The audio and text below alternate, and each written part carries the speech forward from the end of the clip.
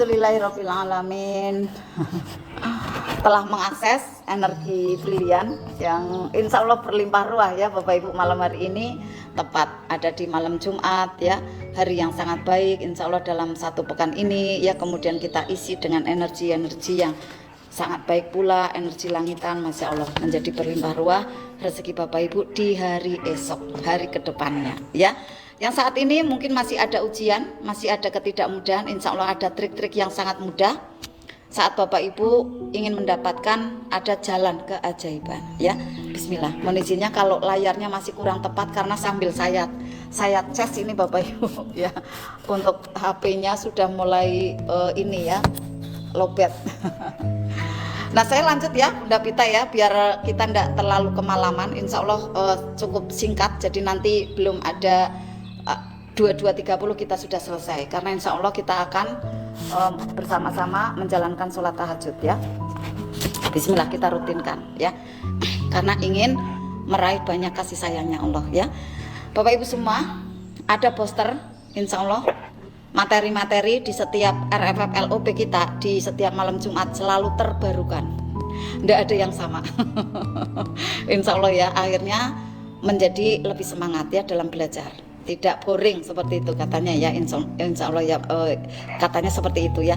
Semakin ingin baik, kenapa sih semakin tidak mudah ujiannya? Saya mengerjakannya kok tidak mudah nih Bunda, padahal aku sudah ingin nih tobat, udah perbanyak sholat, udah mengerjakan apa aja yang Bunda Pita, Bunda Susan sampaikan gitu ya. Nah coba, mungkin ada satu gitu ya, ada satu apa ya namanya ya, satu tombol nih, satu tombol yang belum ditekan dari Bapak Ibu ya. Makanya malam hari ini daging sekali ilmunya Bapak Ibu. Kalau sudah tahu, nanti setelah itu oh ini toh gitu, langsung aha seperti itu katanya ya. Jadi langsung klik gitu ya, langsung klik paham seperti itu ya. Nah bismillah Bapak Ibu, saat mulai memperbaiki diri ternyata ketidakmudahan terjadi, ujiannya berasa semakin berat. Nah materi ini insya Allah memberikan motivasi dan inspirasi untuk Bapak Ibu, juga insya Allah pada diri saya sendiri pula Bapak Ibu ya. Nah bahwa seperti ini Bapak Ibu, bukannya karena kita mengamalkan sebuah ibadah, contoh saat ini adalah kita menjalankan al-waqiah berjamaah ya, kita memperbaiki diri lalu kita mendapatkan cobaan atau ujian yang makin berat, itu bukan Bapak Ibu ya. Kemudian kita melakukan amalan-amalan yang lainnya ya, tapi kenapa ya kok kita menjadi tidak mudah? Betul Bunda Ika ya, butuh detox soalnya. Jadi biar semakin terbuka ya perisainya, kulit bawangnya gitu semakin terbuang. Coba sih bayangkan Bapak Ibu, kalau ada bawang ya kemudian kulitnya disayat, sakit enggak gitu ya. Nah di sana ada rasa kayak semakin enggak mudah gitu ya. Tapi di mana rezeki, rahasianya ada ya. Ada nanti trik-triknya bagaimana menghadapi ujian itu dengan tersenyum, semudah tersenyum gitu ya. Nah pastinya kita semua sudah jaga nih, sholat 5 waktu sudah jaga, benar gak? Kemudian memperbaikinya juga, semakin khusyuk, semakin fokus ya, semakin khudu gitu ya.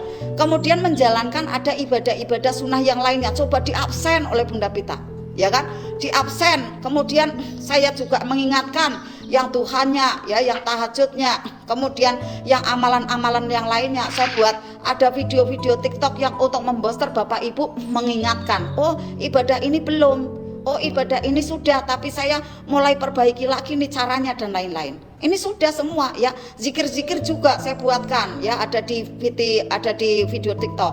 Doa-doa yang lain juga ya. Tapi kemudian pertanyaannya, ada yang bertanya juga Bapak Ibu, kenapa ya kok semakin saya istiqomah malah semakin ada aja ujiannya? Pertanyaan seperti itu. Nah rata-rata orang-orang di awal riyadhah pernah ada di fase seperti ini, atau yang sudah lama riyadhah gitu ya, tetapi karena kurang menyimak gitu ya, atau mungkin ini ya apa namanya, belum rezekinya lah kalau dibilang seperti itu ya. Sudah berusaha Bunda gitu tapi kok belum dapat gitu kan. Nah saat ini mudah-mudahan nanti dapat ya. Berasanya sudah mengamalkan banyak sekali ya, amalan-amalan di riyadhah RFFLOB ini sudah dikerjakan, RMR, Arta MR juga sudah dikerjakan.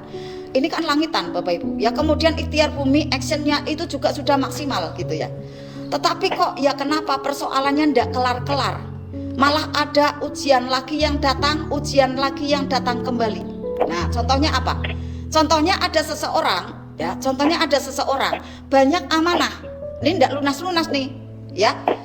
Kemudian ada debt collector datang, padahal sudah belajar di RFF LOP, tapi karena belum tahu percaya cara proyeksinya dan belum praktek maksimal, ada panik dan bingung. Nah, kalau sudah seperti itu, energinya, vibrasinya adalah vibrasi yang rendah. Ya, kemudian auranya merah, mengena ke anak, jadi rewel, tidak tenang. Pada pasangan hidup juga rasanya panas. Pasangan kita berasanya tidak betah di rumah, akhirnya senang ngopi keluar, gitu kan. Terjadilah pertengkaran tiap hari, rumah tangga tak nyaman. Ini Bapak Ibu contohnya. Karena kurang tepatnya menangani ada ujian yang terjadi Bapak Ibu. Contohnya akhirnya melebar persoalannya, ya. Bagaikan ada maaf tidak sehat di tubuh atau tidak sehat di tubuh atau sakit di tubuh, ya. Kemudian tidak diobati gitu ya. Obatnya tidak tepat. Akhirnya melebar tuh yang tadinya mah gitu ya. Kemudian minum obat tidak tepat, minum lagi ya. Karena ada di internis yang lainnya, di ginjal lah gitu ya, atau mungkin ada di jantung dan lain-lain. Nah, ini kan sangat berbahaya dan tidak menguntungkan gitu ya. Kemudian ada lagi seseorang contoh ya. Ini saya dulu saya dulu ya, saya tidak menyontohkan orang lain kalau ini gitu ya. Kalau tadi kan juga kan contoh umum ya, kalau ini contoh saya ya. Saya berasanya saat itu tekanan pekerjaan luar biasa banyak gitu ya, karena kan bisnisnya banyak ya, ilmunya kurang gitu kan saat itu ya.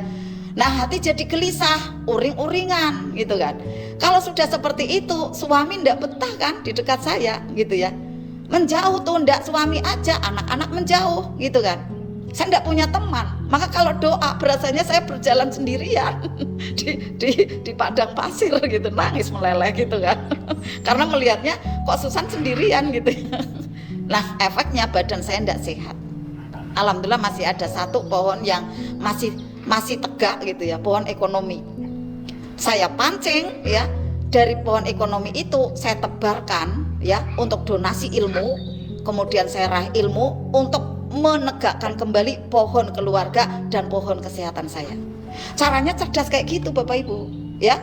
Jadi di mana nih pohon yang masih sehat membantu pohon yang lain gitu ya. Nah, kemudian ada lagi contoh lagi. Saya ada beberapa contoh biar nanti Bapak Ibu paham. Ada orang yang punya amanah atau hutang ya. Ngomongnya kata Bunda Pita, makan aja ndak mudah gitu ya. Nah, timbulnya kan ada was-was tuh, gelisah.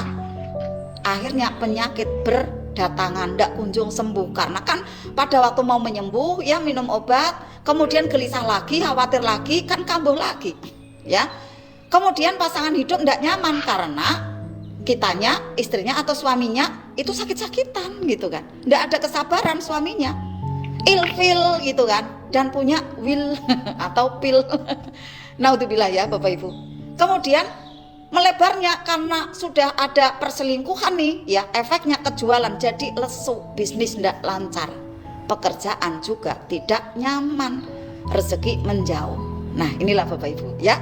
Nah, kenapa seperti itu? Pertama, tadi Bunda Ika sampaikan, kenapa nih kita mendapatkan ada ujian demi ujian? Karena inilah proses detok. Kalau kita menangani ujian yang pertama tidak dengan jurus yang tepat ya, tidak dengan maksimal praktek jurus-jurus magnet rezekinya, nanti detok demi detok terjadi. Akhirnya kayak lama sekali kayak saya dulu sebelum paham magnet rezeki. Sekarang ini alhamdulillahnya sudah banyak yang paham ilmu magnet rezeki. Akhirnya contoh kayak Bunda Murti. Tidak ada yang tahu kalau Bunda Murti dapat ada detok gitu kan. Tidak tahu kalau Bunda Murti dapat bungkus permen. Alhamdulillah kan. Kemudian bisik-bisik setiap Ramadan. Setiap hari di bulan Ramadan. Akhirnya praktek. Top, sekarang bangkit kembali gitu ya. Ini ya Bapak Ibu. Jadi yang pertama adalah karena ada proses detoksifikasi. Maka diterima saja dan disyukuri, ini jurusnya. Jangan panik. Jangan kemudian Budi gimana nih Bunda, ini gimana nih Pak, ini gimana. Nah, kemudian kesana kesini mengeluh, jangan Bapak Ibu, tetapi diterima, disyukuri, disenyumi gitu ya. Itu langkah pertama. Langkah kedua ya, kenapa sih ujian makin berat?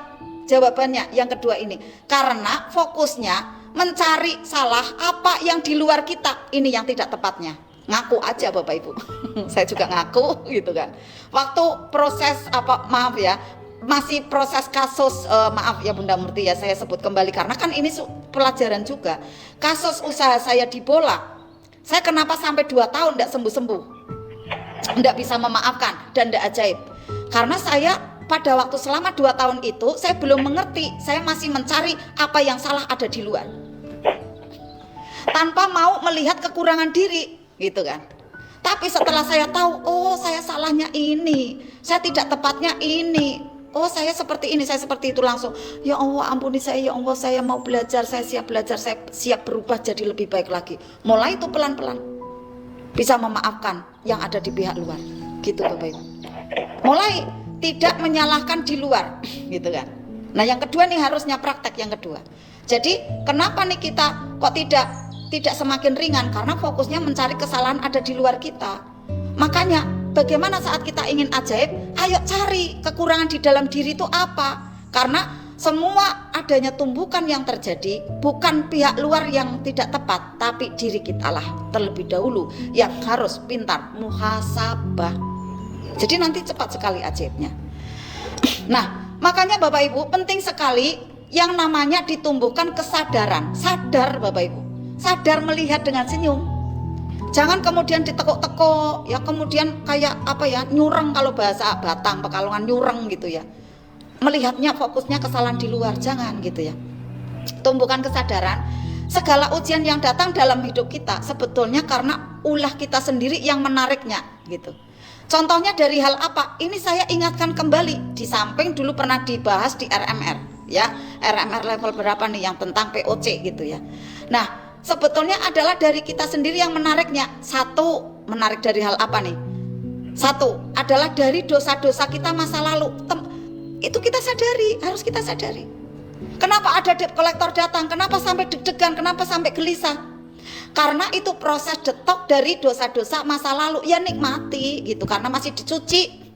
Baju kita masih dicuci. Baju apa? Baju jiwa kita masih dibersihkan, masih dicuci. Agar apa? Agar bersih. Kalau kita semakin gelisah nanti tidak bersih-bersih, kotor terus. Dikotori oleh apa? Oleh prasangka-prasangka tidak baik dari kuantum kita gitu ya. Nah menarik dari apa lagi nih? Kenapa sih kita ada ujian-ujian? Kenapa nih? Ada hal apa? Yang kedua adalah hasil pikiran dan perasaan kita yang mungkin pernah atau ya pernah tanpa sadar atau sadar kita memikirkan hal-hal yang negatif. Ya, saya katakan negatif biar mudah ya. Saya katakan kita pikiran dan perasaannya mungkin pernah ya tanpa sadar ataupun sadar memikirkan hal yang tidak baik pada kejadian buruk yang terjadi gitu. Jadi misalnya nih pertengkaran nih suami istri gitu ya misalnya, kemudian sadar tidak sadar seringnya menyalahkan suami, menyalahkan istri, menyalahkan pihak luar, mencari keburukan-keburukan. Nah ini tidak akan pernah selesai dengan cepat Bapak Ibu, bahkan lama, bisa jadi fatal. Maaf, perceraian yang terjadi, yang korban adalah anak-anak. Kasihan tidak seperti itu? Kasihan Bapak Ibu ya, karena fokusnya adalah ke persoalan dan ujian hidup selalu seperti itu. Fokusnya ke persoalan, yang dipikirin persoalan gitu kan. Akhirnya persoalan itu tidak selesai-selesai, tidak kelar-kelar. Berasanya ujian semakin bertambah banyak mengenai persoalan-persoalan yang lainnya. Orang-orang yang selalu mikirin hutang, kapan ini saya bisa bayarnya, kemudian saya cicilannya bagaimana caranya, besok ada debt collector, saya bingung sekali. Dipastikan terkena pada kesehatannya, minimalnya pusing, cenut-cenut. Setelah itu terkena ke ususnya, nanti ada tipes, meriang. Biasanya kayak gitu. Makanya hati-hati, proyeksinya harus diperbaiki. Kemudian harus the power of paksa ini sweet fokus. Sendirian tuh nggak bisa Bapak Ibu. Makanya perlu riadoh bareng-bareng seperti ini untuk memanipulasi otak kita. Kalau sendirian nggak mudah, pasti selalu dibawa oleh pikiran negatif itu, yang was-was, yang gelisah, yang takut, yang marah, yang sedih, terus menerus seperti itu. Karena hal buruk itu, hal tidak baik di dalam diri kita, nariknya 3 kali lipat lebih cepat. Nah, untuk bisa kuat bagaimana? Kita harus punya teman-teman selaras, Bapak Ibu. Ajak teman-teman Bapak Ibu yang masih dalam keadaan galau masuk ke RPPLOP, kasihan mereka. Agar punya teman-teman di sini. Bunda bayar, Bunda. Lah nanti diganti oleh Allah. Kalau gratis malah enggak bisa ajaib, lama sekali. Momentumnya eman-eman. Kalau gratisan itu alam semesta membaca, kamu enggak mampu, maka enggak ajaib gitu. Dilatih untuk donasi. Murmer sekali kok di Arta MR gitu ya. Nah, akhirnya mengena pada persoalan yang lainnya. Nah, kita pengen tahu nih solusinya agar ajaib bagaimana? Pertama, mulailah memperbaiki diri. Kedua, mulailah dari memperbaiki ibadah-ibadah kita. Tadi perbaiki diri ya Bapak Ibu ya. Kemudian perbaiki ibadah-ibadah kita. Perbaiki diri ini mungkin tingkah laku kita, lisan kita gitu ya. Lalu kedua, perbaiki ibadah-ibadah kita. Lanjut, perbaiki proyeksi switching ke arah yang lebih baik. Selanjutnya, tambah amalan-amalan kita setiap harinya. Nah, inilah ada di RFFLOP, ada amalannya. Al-Waqiah berjamaah. Memang pada saat itu belum langsung dikasih jalan keluar. Coba bayangkan, bener enggak? Contoh misalnya Bunda Ngatini, bener enggak? Proses untuk bisa ada jalan keluar kan setelah 6 bulan, ya, setelah 4 bulan. Ada proses. Pada saat awal-awalnya memang enggak langsung ajaib. Pada waktu minggu pertama, kedua, ketiga, itu bisa jadi belum ajaib. Tetapi kemarin yang di privat RFFLOP, maaf ya, di offline yang di Insan Mulia namanya Bunda Intan. 3 kali datang, itu tadi testimoni langsung di grup. Bunda, Masya Allah Bunda, saya langsung plong, langsung bahagia sekali. Dan saya dapat keajaiban besar, Masya Allah. Saya mau akan sampaikan ke peserta SHMR yang ada di grup.